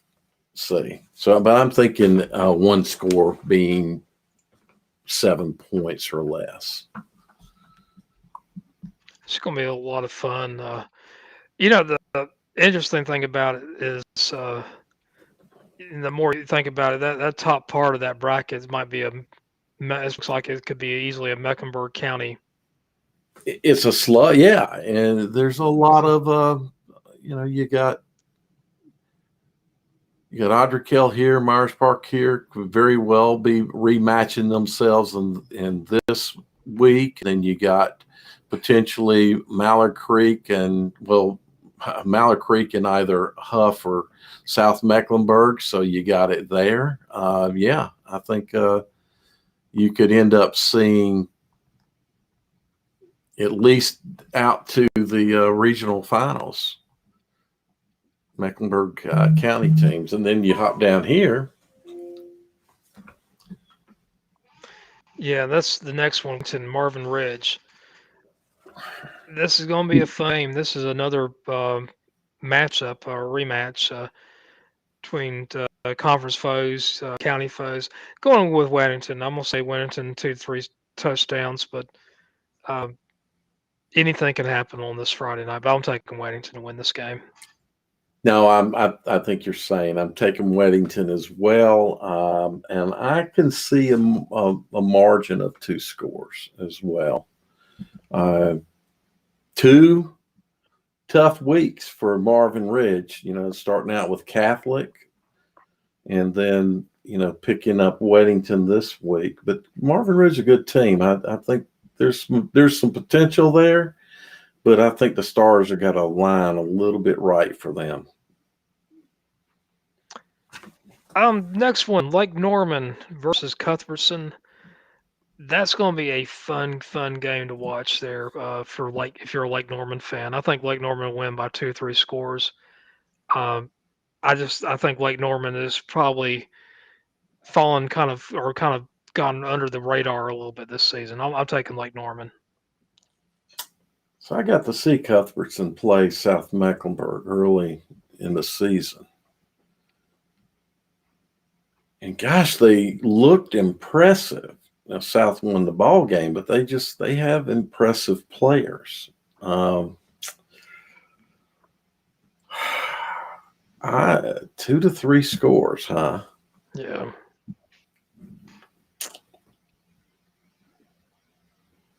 I go with Lake Norman, but you're Jack Nicholson, John Till. Jack Nicholson. I think it's going to be more like a score to 2. Gotcha. Now, this next game, Hickory Ridge hosting Julius Chambers. I've seen Chambers play this season. Got to see him play over at Cardinal Gibbons. Got a lot of great talent on that program. Probably the thing that a lot of people don't realize is just how well coached that team is. They have a staff that's just laser focused, and the players. I'm just hoping that they understand that Hickory Ridge is not going to be a team that are just going to, just can put out their uniform, say, "Hey, I'm Julius Chambers. We're going to win this game." I'm picking Chambers because I think their coaching staff knows how to get the players' focus on it. But I'm gonna tell you right now, if Hickory Ridge wins this game, don't be surprised. But I'm gonna say by 1 or 2 touchdowns. So this is a rematch, right? Right. And extremely close game the last time they played. I'm gonna put it like this. So Chambers is they have some penalty issues. Hickory Ridge comes out and plays clean football, and they don't turn the ball over. Maybe they pick up. Maybe they win the turnover, game. Hickory Ridge wins this ball game, I think. It's going to be close. Either way, it's going to be close. But the more that I think about this game, I don't know why, but the more that I lean towards Hickory Ridge winning this ball game. That's an exceptionally well-coached staff, Hickory Ridge is. Right. And the kids stood toe-to-toe with them. It's going to be a lot's going to depend on what happens in that first quarter. And if Chambers, comes out and smothers, runs around them a few times, and they get up by 2 scores in the first quarter, it will not be close. But I don't see that happening. The kids just keep their composure and play the ball game. They can win this ball game. So it's going to be a tough 1-score game, I think. And you're not insane with your call, because that's the logical pick, is to pick Chambers. They are on paper, the team that should win this ball game. Now this next game, Porter Ridge, they're going to be going up to Greensboro to play Grimsley, and we all know they won a state championship last year. Yeah. Porter Ridge last week had a mild upset against Reagan, 2071. I can't even remember who I picked on that. I think I might have picked Reagan in that game. I don't think Porter Ridge has enough to take down Grimsley. I'll say Grimsley 2 to 3 touchdowns. Porter Ridge is another one of those teams that plays good disciplined football and good technique football. Always in position kind of deal. And that's hard to beat. So I think Grimsley should be the favored team. But my pick is Grimsley by certainly no more than 2. And I wouldn't be surprised to see Porter Ridge win the game. But yeah, you're sane, I think, on that one. Okay. Some really interesting ball games this week. Oh, I agree. The 4As, I think in my area, Hillside, Millbrook, or in 4As is the game to go. And also in my area, 3As is Eastern Alamance and Havelock. Those are the the two games that I want to encourage everybody to go to. There's good games all over the state. The second round gets better. I will say though that the 1As are still not that competitive on the second round. You're only going to have maybe a handful of good matches in 1As on the second round. You're not going to see really some good matchups usually until about the fourth round, or this format to the fourth round. But 2A, 3A, 4A, it's just going to be so many good games to go to. I agree. Here in the area, there's I think going to be a good ball game at Waddell High School between West Charlotte and Kings Mountain. Anybody in this area looking for a game? I believe that Audra, Kell, East Forsyth is going to be a good ball game, but that's not going to be.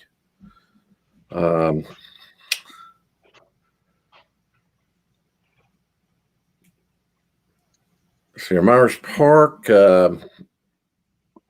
That game could be a good ball. I'm just thinking about games. It can be, a one score type game. I thought a lot, and I don't know why. Oh, yes, I do know why. I was supposed to say something last night about the West Rowan Crest game, so that's why that game's been on my head and that mind. And I actually got to thinking back about the West Rowan team back in the 2000s during the Parks era. You remember him, KP? Yeah. That game should not be a close game. Right. That should be Crest's game to lose. Okay. So, Dale, I don't have much more to say here. I'm actually I don't know what it is. I think it's the change in the timing. Is instead of being 8:30, it's really not. My body's saying it's 9:30. I'm going around here now. I'm just like, gosh, I want to go catch me some Z's, or something. Well, you go do that. Nobody has posted a comment since Scott's comment on the thoughts on Audra, Kell, and East Forsyth, which we did address that. I don't know when he asked that. Probably at the very beginning. Yeah, pretty close. Yeah. So I'm sure he didn't stick around this long to hear anything, although there are a number of people on right now. See, if anybody's got a question, throw it up. Oh yeah. So yeah, please do. We need to. Yeah, I'd be glad to answer. Oh, see, Tom Dula. Thanks, guys. Great running down. Appreciate it, Tom. Yeah, Jim wasn't too insane. He was insane a few times, mainly Jack Nicholson insane. But yeah, you want a little bit crazy. Now, if I took someone like Tarboro, if I said to get the crap beaten out of them by 3 or 4 touchdowns. Oh well, that would have just been grounds for you to be committed. Yeah, exactly. I'll tell you the Eastern Randolph versus Tarboro. If that ever comes down, that's going to be a great state championship game. That's what I'm picking right now. So we got a question here on our thoughts on West Charlotte versus Kings Mountain. He didn't catch that part. So I think this is West Charlotte's game to lose. I was going into the playoffs. I thought that Kings Mountain might make a very deep run. Was a little set back by the near loss to Franklin. We're talking about here 2 different caliber and types of teams.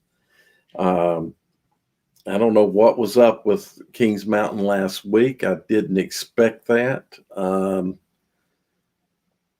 And I kind of expected what they did to Stuart Kramer. Maybe I thought Stuart Kramer might give them a little more of a ball game than what they gave them.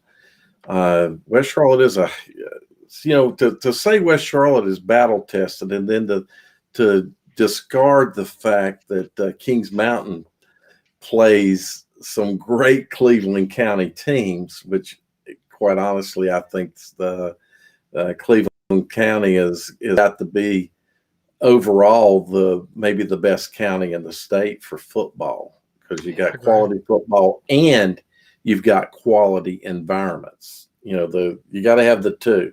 Charlotte's got, in Mecklenburg County's certainly got overall more quality teams, but there's no environments to match Cleveland, and that kind of environment's going to come to Waddell High School. That's where they'll be playing the ball game at. So it's going to be a fun game. For Kings Mountain to win that ball game, they're going to have to come focused.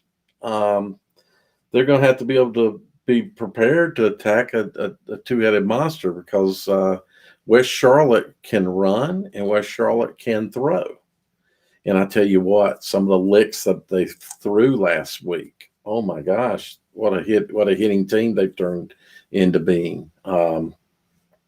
So I don't think it's going to be a wide margin game. I think it's going to be a tight ball game either way. And I don't know what more to say. Other than I am favoring West Charlotte in this ball game. And 2 weeks ago, right when the brackets were released, I thought these two teams would play, and I thought this would be West Charlotte's out. It would be a game that would be hard for them to win. After last week, that changes a lot. So I think it's a great ball game to go. Hopefully you're going to go. That Bush Todd, is that? Yeah, Bush Todd. So hopefully you'll go to the game. I'm assuming you're a Kings Mountain person. I don't know. I'm picking West Charlotte. Kings Mountain. If you're hearing that, prove me wrong. That's what I always want people to do. If you don't like what I say, prove us wrong here.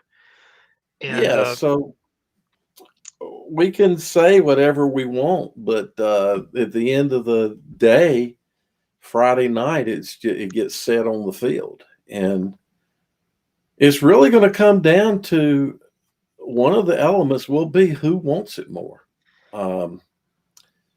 There's a lot of want in those West Charlotte kids based on where that program has been. They've got a maturing staff. That's, Kings Mountain's going to overall has got a more mature coaching staff. Not only have they got the element of environment that'll travel with them and tradition and, all that kind of stuff. West Charlotte has huge tradition, but that tradition has been lost. And that's part of what Reiner's trying to do is bring that tradition, some of that tradition back, but it's not in the kids' heads yet, what West Charlotte used to be. And the coaching staff is young. So there's a huge differential in the coaching staff, the two coaching staffs, which gives some advantages to Kings Mountain, but there's a lot of those intangibles that go along for West Charlotte, and they're hugely athletic, very fast, and they got some hard-hitting boys. Their quarterback is, when he's on, he's on. He can throw the ball, which is really an odd thing to see Sam Greiner throwing the ball and not trying to run the ball all over the place. One thing I'd mentioned about this game, if I was Kings Mountain, I'd really want to win the special teams battle. And I think special teams are going to come into play. And I'm not just talking about kicking and punting and stuff like that. I'm talking about defending the kickoff returns, punt Yeah. returns. I think that's going to be a really big issue. I think Mountain might have a little bit of an advantage on that, to be honest with you. And maybe not when you're thinking about kicking and punting per se, but Kings Mountain, I'm going to say, is probably a deeper team than West Charlotte's. I think depth Yeah. will make a difference in that special teams game more than it will offense. Defense depth is important, but having those extra fresh bodies that can play in special teams can make a big difference.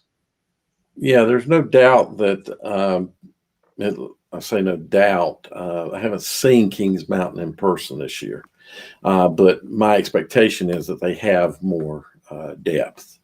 That's not something that West Charlotte is blessed with, is a lot of bodies to go through. So fresh legs, you can have those situations where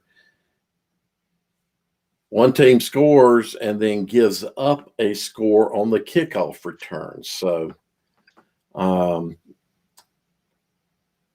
see terrible calls and mistakes. So,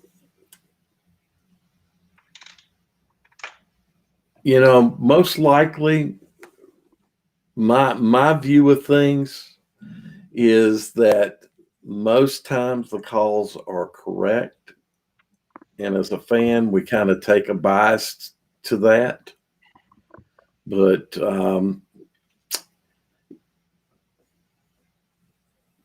and our injuries have hurt us too. Yeah. So,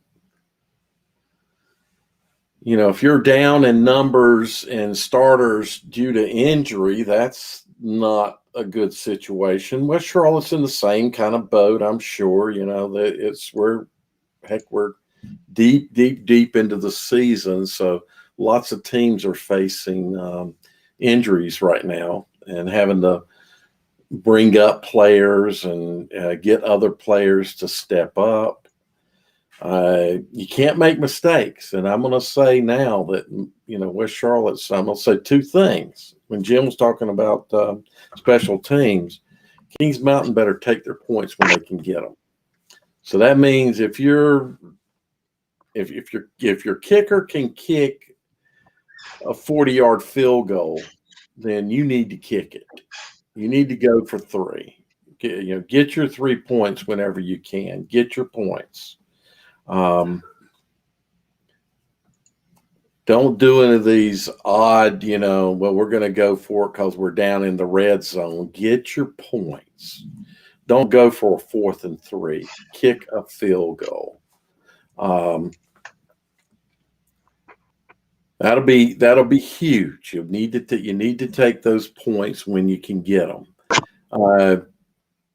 I don't think that part of the game is as good of an element for West Charlotte, Jim. So that's kind of where I'm looking at, is if you can win that special teams battle, and that special teams to me is just as important as offense and defense. To be honest with you, how I'd rank it: defense, special teams, and then offense. The defense to me is just so invaluable. You're not going to win a state championship unless you have good defense. I've yet to see a state championship of any classification where they didn't have a good defense. Special teams. I'm sorry. Go ahead. Special teams.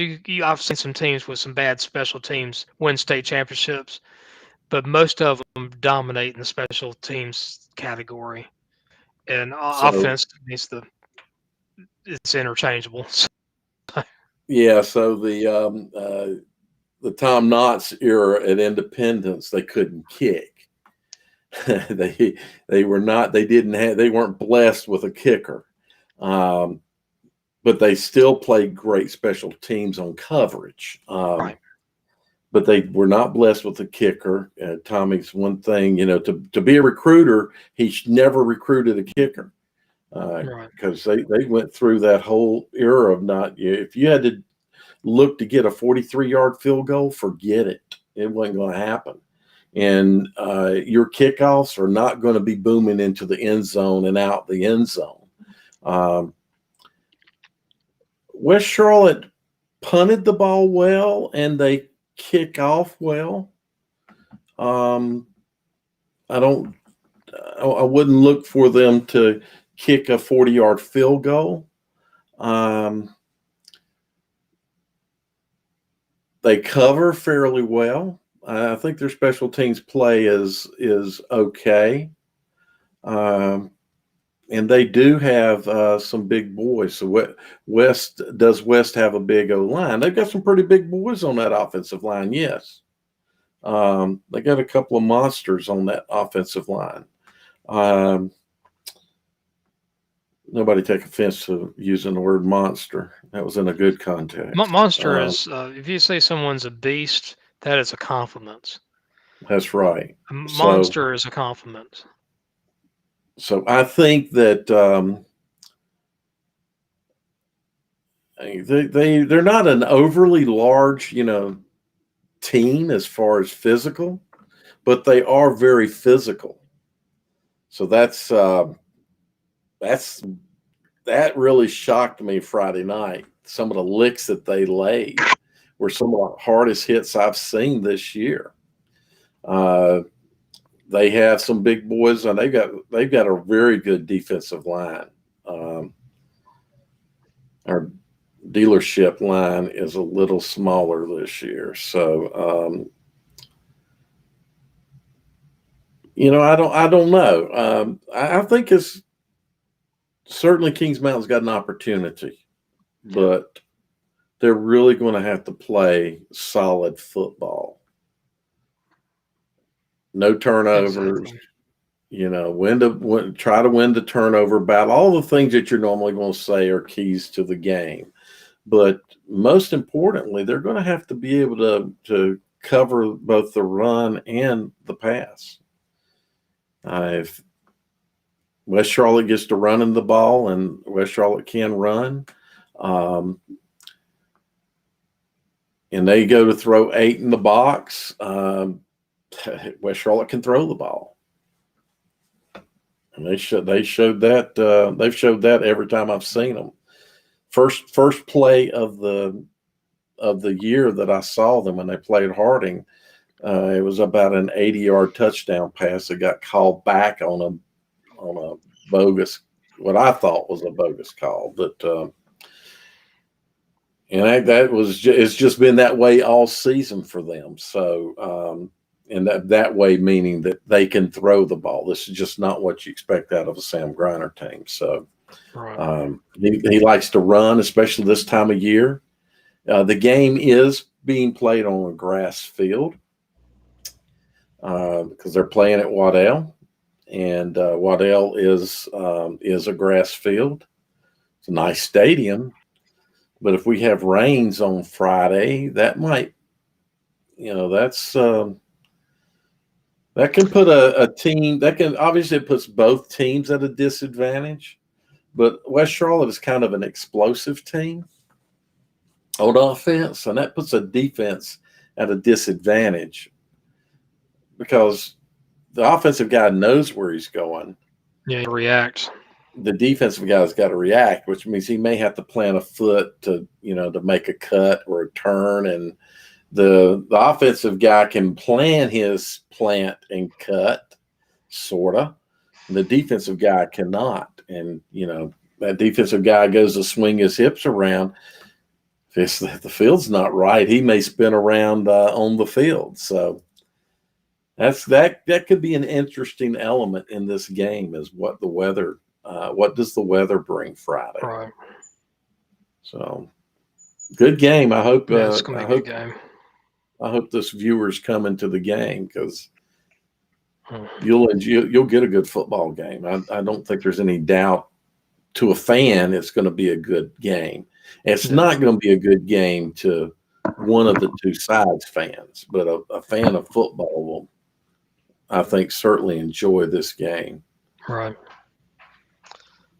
I think it's running Thursday and Friday. I know it's supposed to rain. Here it's going to be Thursday night through about noon on day. I live in the Triangle area. I don't know when the rain's going to stop in your area. I don't know. I haven't looked, but if it's going to stop in your area, then I haven't even looked to see the way this pattern's moving, but that means it's probably going to be rolling out of here in the morning time, sometime early, morning, maybe 6-ish or so. I don't know how much rain's supposed to be coming, but if it rains hard Thursday, it doesn't matter. It's going to be a wet field, one of those. It won't be a slip and slide. It won't be a Concord event. Yeah, you don't have to worry about that. Yeah, you don't have to worry about it being like Concord Stadium is or used to be. I don't know what it's like today, but 10, 15 years ago, boy, heavy rain and you were skating out there. It's just like you have to be better having a rowboat and some floaties on your arms. Yeah, and if it's not the standing water, it's going to be some standing mud. There'll be mud everywhere. So, okay. Looks like it's. I was looking at the 7-day forecast in WSOC. Looks like it's Thursday 70% chance of rain, which means it's going to rain. Friday it's like 30% chance. I think it's mostly in the morning. So showers expected on Veterans Day, which is that. So it looks like hopefully you won't be sitting in the rain. Todd mentioned, what's your thoughts on Dudley this year? I love Dudley. I tell you what, if you ever get a chance to go to the Tarp, got the best seafood. They cook the perch right on the sidelines. Oh, it's just intoxicating. And they also got the best band. They got the best cheerleaders. Got some of the best coaches, best football. But golly, they got the best food. Yeah, Dudley's one of the teams to beat, without question. That's one of your short list teams to be playing on the final game of the season, without question. Yeah, I probably will go up to that game at Dudley on the. Yeah, the question is do they do, West Charlotte and Harding are also two places that you can get great fish and fish sandwiches, but since COVID, that's changed. So I don't know if you'd be able to get those, Jim. I don't know what they're doing up here at Dudley. And yeah, as a fan that had to go against Dudley, they are scary. Yeah. I mean, they're going to be favored in every game, I think, on this side of the bracket. And the winner of this game is going to get them. So, if you're at if Kings Mountain wins, come to the game. I'll see you, and we'll eat some seafood together.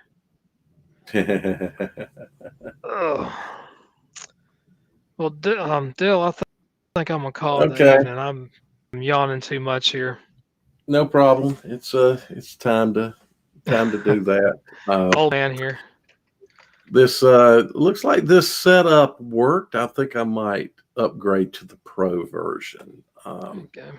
Oh, we got another call or another message here. If we win, we're supposed to get a few of our injured players back. That's a big deal right there. Yeah. Play so that the other players can play. That's the tough thing about, a long football season is that you get those injuries as you roll into playoffs, and some injuries can recover in a couple of weeks.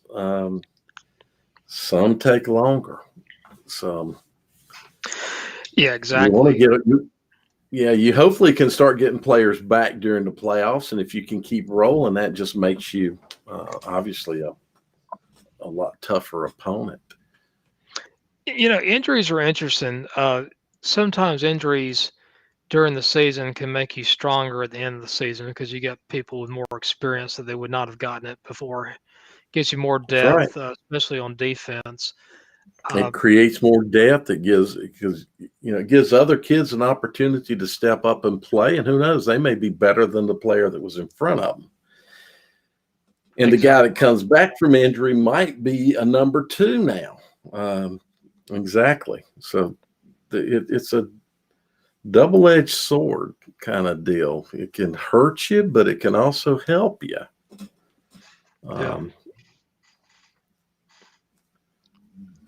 I totally agree with you, Dale. It's with injuries, you just got to. They're part of the game, unfortunately. I've been to seen programs that have lost so many players that actually had to forego the rest of the regular season. Mm-hmm. I've seen that where a team had they had like 26 varsity players. They lose 8 players. They're down to 18. The coach says, "I can't coach that anymore." That reminds me of that Waddell team that had that number, played the season with that many players. Yeah, it's just. I don't know if you remember that. That was like 2010 or something. Yeah, it was right near the end of the school. So sometime in that time frame, 08 to. Because they had a pretty good football program, and then it just kind of fell off the face of the earth. Well, it started out very good, and Benny McMurray did a great job and, ramped them up. I think second year they went, they go to the regional finals. Is that right? That sounds right. Made a third or fourth round run. He did a very good job, but we could do a whole night of talking of. I got to know that man very well, bought him many, many lunches and dinners as I was trying to understand who he was and what it was like to coach over at Waddell.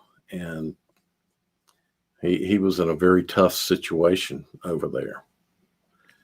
Tell you what we're going to do next week, Dale, if you're up for it. Let's do a confession time. What do you think?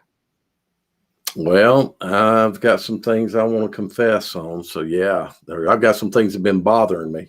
So, all right. I'll act like the Spanish priest, and you come tell me what's wrong. And then you can play Spanish priest. But this ain't going to be the Spanish Inquisition, is it? No. I'll say throw 4 Hail Marys during the Friday night. You familiar with the Monty Python's Spanish Inquisition skits? I don't know if I am or not, to be honest with you. Yeah. Okay. So when you're not tired, go to YouTube, type Monty Python Spanish Inquisition, and was it part of the Holy? Was it part of the Holy Grail or Life of Brian or? No. So, well, I'll say this and then we'll go. So Monty Python was a group of comedic actor writers that got together, and the John Cleese, Eric Idle, Michael Palin, Terry Gilliam, Graham Chapman. The BBC let them basically produce their own show. And so you had what was called Monty Python's Flying Circus, which was just a bunch of skits that were random to each other, but in ways got tied together and through art, comedic art, etc. Just a just absolutely hilarious. So the Flying Circus is where they did the Spanish Inquisition and a number of other the parrot sketch, and there's just so many things that you'll roll laughing. The Holy Grail is a movie that they made that was funded by Led Zeppelin. Actually, they had that was one of their movies. That was their first movie. They didn't have enough movie money to buy horses in the movie, and so they pretended they had their steed to ride with them or go with them, and they took coconuts, 2 empty halves of coconuts, and banged them together to make a clapping sound like a horse. That's how much money. I mean, literally, and it became they had to do that because they didn't have the money, but it was absolutely hilarious. And then they did another movie called The Life of Brian, which initially was going to have a hard time to get released here in the U.S., especially in the Bible Belt. It is an absolutely hilarious movie. Well, the meaning of life is, to me, pretty pushing the Bible Belt a little bit. Yeah, not as much as an individual that people confuse for Jesus. Oh yeah, I forgot about that part. Yeah. Yeah. So the meaning of life that's a fantastically funny movie. Terry Gilliam wrote Time Bandits, if you've ever seen that. That did not have the Monty Python people in it, but they were primarily writers who also acted, and their stuff is just it's hilarious. So one of the things I've been doing, Jim, is I have a couple of hobbies right now. One of them is I like to watch debunking of flat earthers. And another one that I've come across, I don't know how it came up, is watching reaction videos to people the first time they've ever seen the Holy Grail. And it's funny to watch people who have never seen it that are in today's, here we are. The Holy Grail was released in 76 time frame, 76, 77. And to watch people respond to that and see that they still find it. And some of the people that do these response videos are people who are studying film and, movie making, and, they want to be directors or producers or other things. So they understand a lot of what they see, the subtle stuff of how, they draw a laugh. It's kind of funny because one of the people made the mention, said he laughed the entire movie. He couldn't say it was the funniest. That's kind of hard to believe. Said he couldn't find it to be the funniest movie he'd ever seen, and wouldn't rank it as one of the best comedies, but he laughed the entire movie. He's like every 15 to 20 seconds, there's a new line that they're doing, and you laugh. It's not a chuckle laugh, it's a laugh. So anyway. It's an intelligent comedy, and there's a big difference between intelligent comedy and a lot of the crap we see today. It's kind of intelligent. It's highly random stuff, but you got to watch. Have you seen the Holy Grail? Oh, I've seen Holy Grail. I've seen Meaning of Life, and I've not seen all of The Life of Brian. I've seen parts and pieces of it, but Life of Brian is I like The Life of Brian the most. I think it's the funniest. Although the movie that I've seen the most is The Holy Grail. I've seen it over 200 times. I went in 78 and 79 to the midnight movies every week, Friday and Saturday night, and watched it. And only a few times did I go watch the Rocky Horror Picture Show. So you had these long lines of people going to watch the Rocky Horror Picture Show. You had a very short line of people going to watch the Holy Grail. But the Holy Grail and Rocky Horror Picture Show played at the midnight movies here for, over a year together. Holy Grail came out before the Rocky Horror Picture Show. Yeah. So, and it played for 2 years in the at the midnight movies. So, wow. And then I've got the DVD, and I had I had the VHS, and then I got the DVD, and I've watched the movie so many times. I got the script. I know it by heart, that kind of deal. Gotcha. Oh, Okay. well, Dale, thank you so much. That's everybody. I'm glad Yep. to hope everybody enjoyed this. I enjoyed it. It was a lot of yeah. It was. I think I like that Sane Insane. We'll have to do that one again too.